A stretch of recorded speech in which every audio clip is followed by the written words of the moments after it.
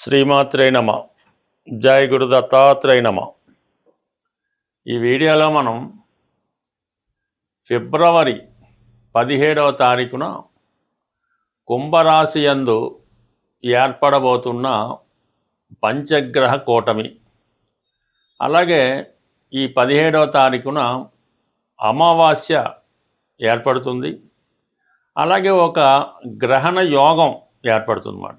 అంటే గ్రహణ యోగం అంటే సూర్యుడు, చంద్రుడు, రాహు ఒకే రాశిలోకి వచ్చినప్పుడు గ్రహణం యోగం ఏర్పడుతూ ఉంటుంది. ఈ గ్రహణ యోగంలో పుట్టినటువంటి జాతకులు ఎవరైనా ఉంటే వాళ్ళు జీవితంలో అనేక ఒడిదుడుకులు, ఇబ్బందులు ఎదుర్కోవడం జరుగుతూ ఉంటుంది. అంటే సాధారణంగా ఈ యోగాలు పుట్టినప్పుడు ఉన్నటువంటి యోగాలు ఆ వ్యక్తి యొక్క జీవితాంతం ఏదో విధంగా వెంటాడుతూ ఉంటాయి. అందుకనే వారు పుట్టినప్పుడు తగు విధమైనటువంటి పరిష్కారం చేసుకుంటే ఆ యోగం ఇబ్బంది లేకుండా జాతకుడు అభివృద్ధికి మళ్ళా కారణం అవుతూ ఉంటాయి. అలాగే ఈ ధనిష్ట 3-4 పాదాలు, శతభిషం 4 పాదాలు, పూర్వభాద్ర 1, 2, 3 పాదాలు ఈ కుంభరాశిలో ఉంటాయి. అంటే ఈ టైంలో ఎవరైనా మనకి ఈ ఫిబ్రవరి 17, 18, 19వ తారీఖు కొంతవరకు జన్మించినటువంటి పిల్లలు ఎవరైనా ఆ టైంలో జన్మిస్తే వారి జాతకంలో ఈ గ్రహణ యోగం ఏర్పడుతూ ఉంటుంది. కంపల్సరీగా వాళ్ళు ఆ టైంలో పుట్టిన పిల్లలకి శాంతి పరిహార కార్యక్రమాలు చేసుకోవడం వల్ల వాళ్ళ జీవితంలో అభివృద్ధి కలుగుతూ ఉంటుంది. మొత్తం మీద ఏంటంటే ఇప్పుడు ఏర్పడినటువంటి ఈ అమావాస్యతో కూడినటువంటి గ్రహణ యోగం వివిధ రాశుల వారికి ఏ విధంగా లాభపడుతుంది, ఏ విధంగా నష్టం జరుగుతుంది అన్న విషయాన్ని వివరంగా తెలుసుకునే ప్రయత్నం చేద్దాం. కుంభరాశి వారికి ఫిబ్రవరి 17న 5 గ్రహాలు ఇదే రాశిలో ప్రవేశించడం వల్ల ముఖ్యంగా ఈ రాశి అందే అమావాస్య ఏర్పడుతుంది. సాధారణంగా చంద్రుడు, రవి, రాహు ఒకే రాశిలో ఉన్నప్పుడు గ్రహణ యోగం ఏర్పడుతూ ఉంటుంది. సో ఈ కారణం వల్ల ఏదైనా ఒక రాశిలో గ్రహణం ఏర్పడినా, గ్రహ యుద్ధం జరిగినా, పరస్పరం శత్రుగ్రహాలు ఆ రాశి యందు స్టే చేసిన, లేదా రాశిలో ఒక నీచగ్రహం ఉన్న సాధారణంగా ఆ రాశిలో జన్మించిన వారు చాలా ఇబ్బందులకి, నష్టానికి, అనారోగ్యానికి, ఆర్థిక సమస్యలకి కారణం అవుతూ ఉంటుంది. అందుకని పుట్టినప్పుడు ఇటువంటి యోగాలు ఏమైనా జాతకుడికి ఉంటాయి, అప్పుడు గ్రహశాంతి చేయడం జరుగుతూ ఉంటుంది.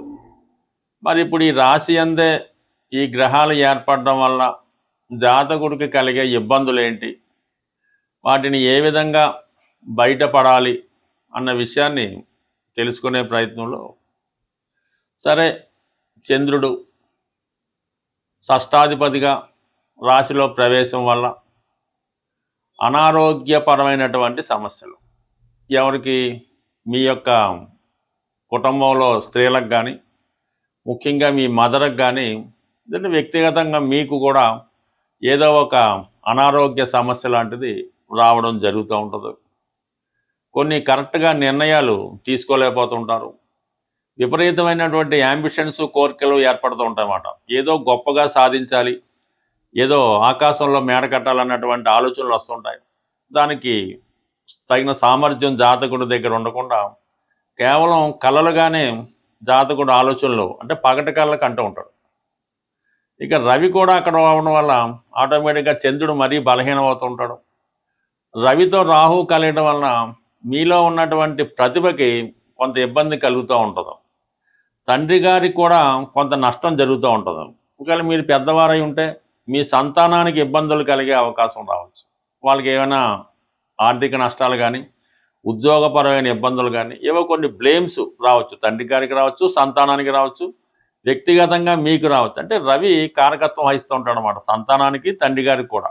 చంద్రుడు మాతృకారకుడు, అలాగే మీకు మనస్కారకుడు, ఇవన్నీ కూడా మీకు చాలా క్లమ్జీగా కన్ఫ్యూజ్గా ఏది చేయని అసహన స్థితిలో మిమ్మల్ని మీరు హైలైట్ చేసుకుంటూ లేనిపోని గొప్పలు చెప్పుకునే విధంగా ఉంటుంది తప్ప ఫలితం మాత్రం చాలా శూన్యంగా కనబడుతూ ఉంటుంది. అయితే రాహు రాశిలో ఉండడం, అది స్వక్షేత్రం అవడం వలన కుంభరాశి వారికి ఒక విధమైనటువంటి సుపీరియారిటీ కాంప్లెక్స్, తను తప్పు చేసినా ఇతరుల మీదుగా నెట్టే ఉంటాడు, ఏదైనా తనకి అనుకూలంగా మార్చాలనే ప్రయత్నం జరుగుతూ ఉంటుంది. ఎట్టి పరిస్థితుల్లో కూడా తన బలహీనతను కానీ తన తప్పును కానీ ఒప్పుకునే ప్రయత్నం అయితే చేయడం జరగదు. దేనికన్నా తను చేసిందే మంచి అని పట్టుదలతో జాతకుడు వ్యవహరించడం జరుగుతూ ఉంటుంది. అయితే శుక్రుడు కూడా రాశిలో సంచరించడం ఇప్పుడు ఏమైందంటే జాతకుడికి కొంత కొత్త పరిచయాలు లాంటివి ఏర్పడడం జరుగుతూ ఉంటుంది. వివాహ జీవితంలో ఉన్నటువంటి సమస్యలను ఆధారంగా తీసుకొని ఇతరులు మీ కుటుంబంలో అంటే ఇతరులు మీ వ్యక్తిగత జీవితంలో ప్రవేశించాలనే ప్రయత్నం జరుగుతూ ఉంటుంది. మీరు స్త్రీ అయితే ఇతర పురుషులు మీ జీవితంలో ప్రవేశించవచ్చు, మీరు మగవారైతే ఇతర స్త్రీలు మీ జీవితంలో ప్రవేశించి వాళ్ళు మిమ్మల్ని ఉపయోగించుకునే ప్రయత్నం జరుగుతూ ఉంటుంది. వాళ్ళు మిమ్మల్ని వాడుకోవడం జరుగుతూ ఉంటుంది, మీరు వాళ్ళని వాడుకోవడం జరుగుతూ ఉంటుంది. అంటే ఈ విధంగా ఒకరినొకరు అనుకుంటారు తప్ప ఇందులో ఇద్దరు చివరికి నష్టపోయే అవకాశం ఉంటుంది. ఇక బుధుడు కూడా మీకు పంచమ అష్టమాధిపతిగా రావడం వల్ల కొన్ని వ్యాపార అవకాశాలు వచ్చినప్పుడు కూడా జాతకుడు వాటిని నిర్లక్ష్యం పెట్టి ఏదో ఒక బలహీనతలో, ఏదో ఒక మత్తులో, ఏదో ఒక మాయలో చిక్కుకొని వచ్చిన అవకాశాలు పోగొట్టుకొని తాను అనుకున్నదే కరెక్టు, తను నడుస్తున్నదే కరెక్ట్ అన్నటువంటి భ్రమలో ఉండి ఏదో ఒక బలహీనత, అది వ్యసనం, ఏ వ్యసనం అన్నా అవ్వచ్చు, స్త్రీ వ్యసనమా, పురుష వ్యసనమా, ఏదైనా మందు, లేదంటే బలహీనత, షేర్ మార్కెట్టు, ఇటువంటి ఏదో ఒక బలహీనతకి జాతకుడు లోనై ఇతర జీవితాల్ని నాశనం చేయడం, తను వ్యక్తిగతంగా పాడవడం కూడా జరిగే అవకాశం ఉంది. కాబట్టి ఏదైనా గురుదృష్టి ఉంది కాబట్టి కొంతవరకు జాతకుడు ప్రయత్నపూర్వకంగా చిన్న చిన్న బలహీనత నుంచి బయటపడి తను తాను సరిదిద్దుకునే అవకాశం ఉంటుంది. దేనికైనా జాతకుడు వ్యక్తిగత ప్రయత్నం రావాలి, తన ఆలోచన విధానం మారితే ఖచ్చితంగా జాతకుడు ఇప్పుడు చెప్పినటువంటి సమస్యల్ని తనకి అనుకూలంగా మార్చుకొని విజయం పొందే అవకాశం కూడా ఉంటుంది. ఇప్పుడు మన ప్రస్తుత 17వ తారీఖున ఏర్పడుతున్నటువంటి అమావాస్యతో కూడుకున్నటువంటి గ్రహణ యోగం, అంటే దీనివల్ల చంద్రుడు ఇబ్బంది పడతాడు. అంటే చంద్రుడు బలహీన పడిపోతుంటాడు, పూర్తిగా బలహీన పడిపోవడం వల్ల కొన్ని రాసుల వారికి అది ఇబ్బంది కలుగుతూ ఉంటుంది. అలాగే రవి ఎప్పుడూ బలవంతుడిగానే ఉంటాడు, కానీ గ్రహణం పట్టిన సమయంలో రవి కూడా బలహీనం పొందుతూ ఉంటాడు. కంప్లీట్గా ఆ యోగ ప్రభావం వల్ల రవి తన సంపూర్ణ ఫలితాలు ఇవ్వడంలో ఆసక్తులు అవుతుంటాడు. ఆ కారణం వల్ల రవికి సంబంధించినటువంటి రాశుల వారు కూడా ఈ సమయంలో ఇబ్బంది పడడం జరుగుతూ ఉంటుంది. అయితే సహజంగా బుధుడు కూడా అదే రాశిలో ఏర్పడడం వల్ల ఈ బుధుడికి రవి వచ్చినప్పుడు ఈ బుధాదిత్య యోగం అనే యోగం ఏర్పడినప్పటికీ అక్కడ రాహు కూడా కలడం వలన, అంటే రాహు సాధారణంగా బుధుడికి ఏమి ఇబ్బంది పెట్టడం, రాహు బుధుడు గురు శిష్యులు లాంటి వాళ్ళు అన్నమాట. బుధుడు ఏ రాశిలో ఉంటే ఆ రాశి ఫలితాలలాగా రాహుతో కలడం వల్ల రాహు యొక్క ఫలితాలు ఇవ్వడం జరుగుతూ ఉంటుంది బుధుడు. సో ఆ కారణం ఏంటంటే బుధుడు అత్యంత మేధావిగా మారుతూ ఉంటాడు, బుధుడికి మంచి సహకారం లభిస్తూ ఉంటుంది రాహు వల్ల. ఇది సైంటిఫిక్గా పరిశోధనా రంగంలో ఉన్న వాళ్ళకి, బాగా విద్యావంతులకి, మేధావులకి ఇది బాగా ఉపయోగపడుతూ ఉంటుంది. అయితే శుక్రుడు కూడా రాహు మిత్రులు అవుతుంటారు. ఈ రాహు శుక్రుడితో కలియడం వల్ల ఈ శుక్రుడు సంబంధించినటువంటి రాశుల వారికి కొంతవరకు వారు ఎక్కువగా జీవితంలో ఏదైతే సాధించాలని కోరుకుంటూ ఉంటారో అవి సాధించడం జరుగుతూ ఉంటుంది. ముఖ్యంగా ఏంటంటే ఏదైనా ఒక వ్యక్తితో పరిచయాన్ని కోరుకోవడం కానీ, ఏదైనా ఒక పెద్ద వాహనం కానీ గృహం కానీ కొనుక్కుందామనే ఆలోచన కానీ, ఎన్నాళ్ళుగానో ఎదురు చూస్తున్నటువంటి వ్యక్తుల్ని, అంటే మరి అబ్బాయిలైతే అమ్మాయిల్ని కలుసుకోవడం, అమ్మాయిలైతే అబ్బాయిల్ని కలుసుకోవడం జరుగుతూ ఉంటుంది. అంటే ఇది ఎవరి జన్మ జాతకంలో అయినా ఈ రాహు శుక్రుడు కలిసి ఉన్నప్పుడు అది ఒక విధమైనటువంటి కోర్కెలతో కూడుకున్నటువంటి వ్యభిచార దోషం లాంటిది అవుతూ ఉంటుంది. సో ఈ విధంగా ఈ 5 గ్రహాలు మరి కుంభరాశిలో కలిసడం వల్ల అక్కడ ఈ రాహు ఉండడం వల్ల, అంటే రాహు మొత్తం ఈ అన్ని గ్రహాలని కూడా వాటి యొక్క ఒరిజినల్ కారకత్వాల్ని నాశనం చేస్తూ ఉంటాడు. రాహు ఒక విషగ్రహం, ఒక రాక్షస గ్రహం, ఒక అవినీతికి సంబంధించినటువంటి అనెతికల్ గ్రహం మాట.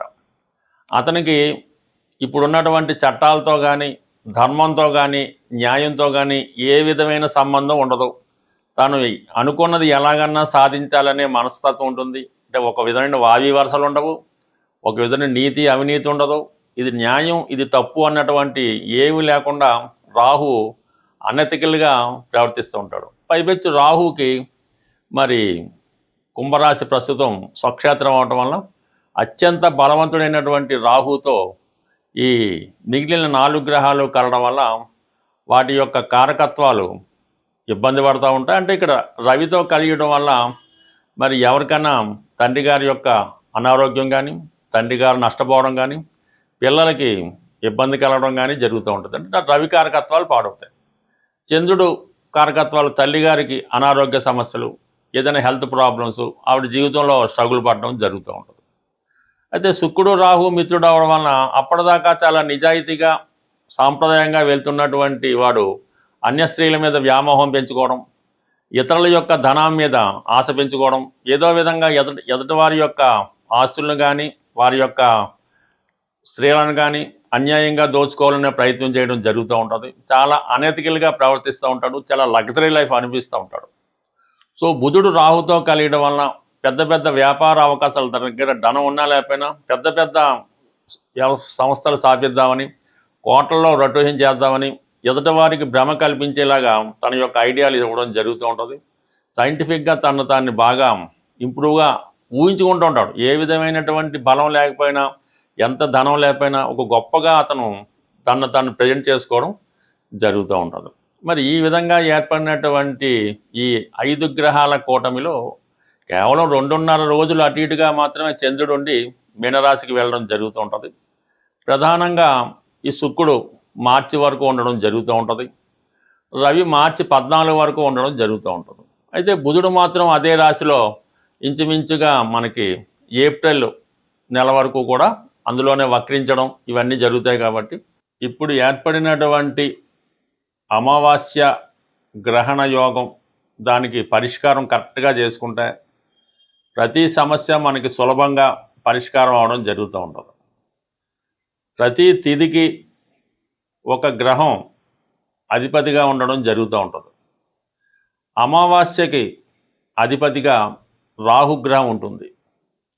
అలాగే అష్టమి నాడు కూడా రాహు ఆధిపత్యంలో ఉంటుంది. అందుకనే అమ్మవారికైనా చండీ హోమాలు అలాంటివి చేసినప్పుడు అమావాస్య కానీ అష్టమి కానీ ఎన్నుకోవడం జరుగుతూ ఉంటుంది. మరి ఈరోజు మనకి ఈ గ్రహణ యోగానికి అలాగే అమావాస్య యోగానికి పరిహారంగా అమ్మవారిని ఆరాధించడం వల్ల మనకి సమస్య పరిష్కారం అవుతూ ఉంటుంది.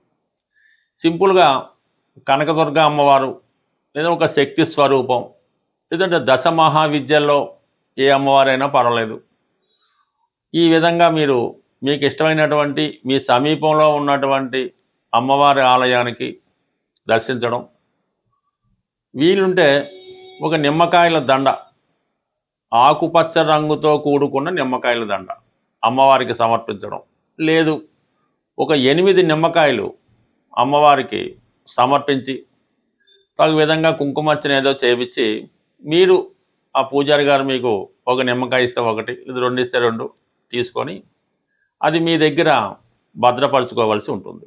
ఒక 4 నిమ్మకాయలు ఇస్తే ఇంట్లో అందరి దగ్గర కూడా పెట్టుకున్నా మీకు ఈ యోగాల నుంచి, అంటే ఈ ఇబ్బందుల నుంచి తొలగిపోయే అవకాశం ఉంటుంది. సో అలాగే చిన్నగా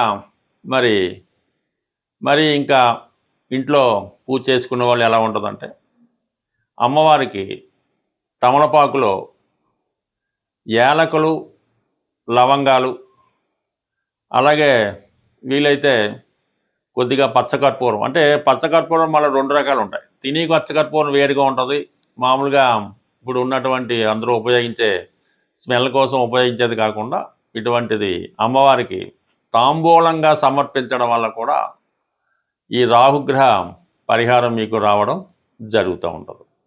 బట్ ఏదైనా ఈ చిన్న ప్రక్రియ మీకు చాలా వరకు, అంటే అమావాస్య రోజు చేస్తే మళ్ళా అమావాస్య వరకు మీకు దాని ప్రభావం ఉండడం జరుగుతుంటుంది.